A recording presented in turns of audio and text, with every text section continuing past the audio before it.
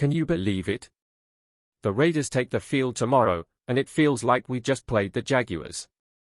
But here we are, gearing up for a big matchup against the Denver Broncos. Last week, the offense finally clicked.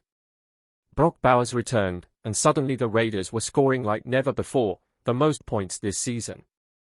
Yet, they still left points on the field, a missed two-point conversion, a field goal, even a turnover on downs in field goal range. Imagine how much stronger they'll be tomorrow with a fully healthy squad. And it's not just the offense. The defense is starting to get back on track too. Lonnie Johnson returns, which means players like Isaiah Pola-Mao can finally play their natural positions.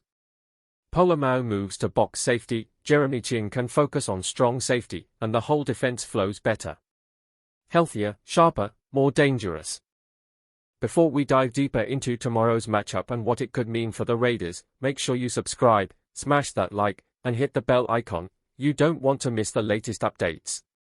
The Broncos have been winning tight games all season, but the Raiders now have the pieces to make a real statement. Can they turn last week's success into a win tomorrow? Let's find out. It's wild to think about this, but the Raiders were so close to being in playoff position right now.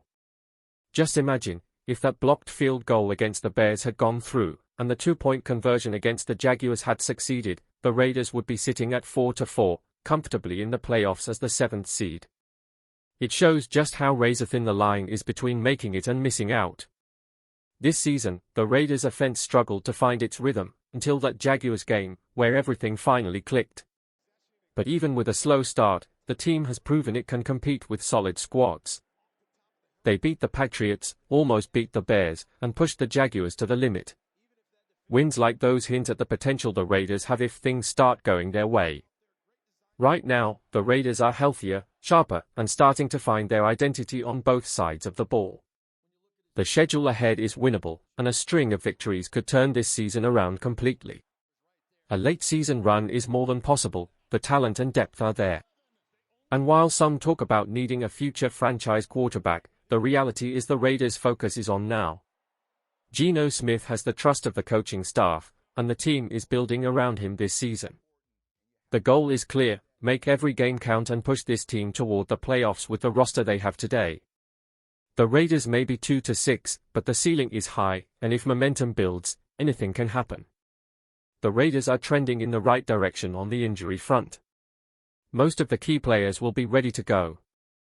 Lonnie Johnson practiced fully all week and is expected to play, which is a huge boost for the defense. Isaiah Pola-Mao and Adam Butler were limited at times, but both should be back in action. Pola-Mao even practiced fully on Monday after some hip tightness, and Butler has been making impressive plays on tape. On the other side, the Broncos will be missing Patrick Surtain, and one of their starting wide receivers, Marvin Mims, is also out. That opens up opportunities for the Raiders' offense to capitalize. There's also an interesting wrinkle with the Raiders' wide receiver rotation. Dante Thornton Jr., who started the season as a starter but quickly fell out of the lineup, will be active this week. Thornton has struggled with catching and route running, so while he may get some snaps, the Raiders will likely lean heavily on Trey Tucker and Tyler Lockett as the primary wideouts.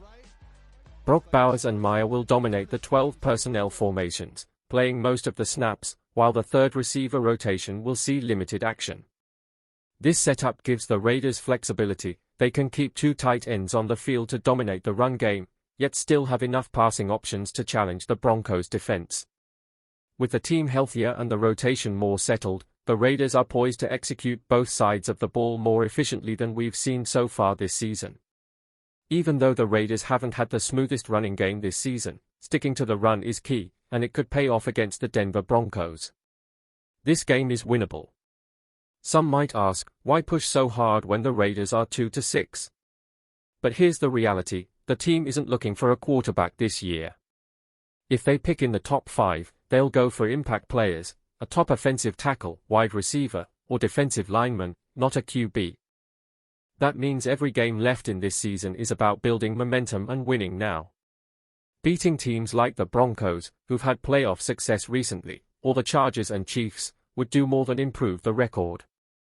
It sets a winning mindset, gives the roster confidence, and shows that the Raiders can compete with strong teams.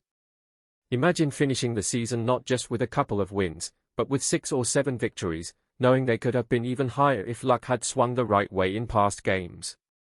The Broncos are tough, no doubt. Their offensive line is one of the best in the league, and that's their biggest weapon. But the Raiders have the healthier lineup, emerging talent, and a chance to carry last week's offensive momentum into this matchup.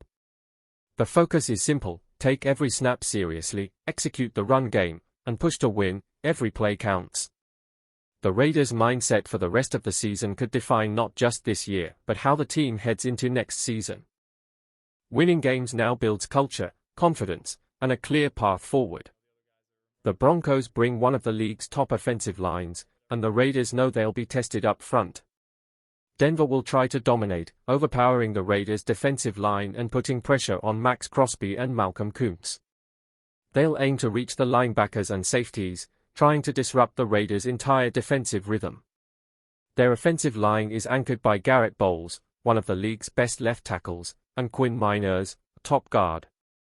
Mike Glennon and the left guard center duo round out a solid unit that makes everything click for Denver.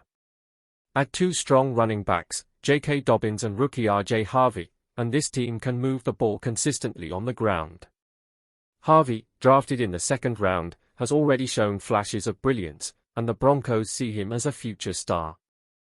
On top of that, Denver has talented wide receivers in Court Sutton and Troy Franklin, creating a multi-dimensional offense. Quarterback Russell Wilson is healthy and looking sharp, making this a formidable matchup. But the Raiders are ready. Offensively, they need to stay balanced, control the line of scrimmage, and take advantage of any defensive weaknesses. On defense, slowing down Denver's edge rushers, Nick Bosa, Stone Forsythe, and Zach Allen, will be key.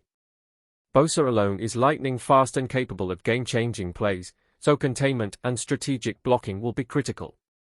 This game will test the Raiders' depth, execution, and resilience. If the team plays disciplined football, sticks to its strengths, and executes its game plan, they have a real shot to compete, and maybe even come away with a statement win. The Broncos have a strong defensive front, with a talented front 7 led by Dre Law, Alex Singleton, and rookie standout Kareem Reed. Their secondary has some impact players too, like Huano, a hard-hitting safety. But injuries in their secondary give the Raiders a real opportunity. With P.J. Locke and Pat Surtain out, Vegas can attack mismatches and exploit the gaps in coverage. Running the ball won't be easy, but the Raiders' offense has shown flashes of life. Last week's performance proves they can build momentum if they keep executing. The offensive line, left guard, center, and right guard, will play a crucial role not just in this game, but potentially next season as well. Even if Dylan Parrow isn't a long-term starter, these players need to continue improving and showing what they are capable of. If the Raiders can keep the offense clicking, build confidence in the line, and capitalize on the Broncos' defensive injuries, they have a real shot to make this game a turning point in their season. DJ Glaze is still a question mark at right tackle, and while he might develop into something, Charles Grant has shown more promise as a long-term solution. But beyond the line, the real story is Gino Smith. Last week against the Jaguars, the offense looked crisp, efficient, and confident. Quick passes, smart movement, and letting playmakers like Brock Bowers, Trey Tucker, and Ashanti Ganti create in space made the difference. This is the kind of performance the Raiders need to build on. Gino Smith isn't just a temporary solution, he's likely the team's quarterback going into next season. The goal now is to give him opportunities to develop in real games, push the offense forward, and show that the Raiders can win meaningful matchups. Winning isn't just about the scoreboard, it's about confidence, momentum, and building a team culture that carries into next year. The Raiders have the pieces, the health is returning, and the talent is emerging. Now it's about execution, focus, and seeing what this team can really do.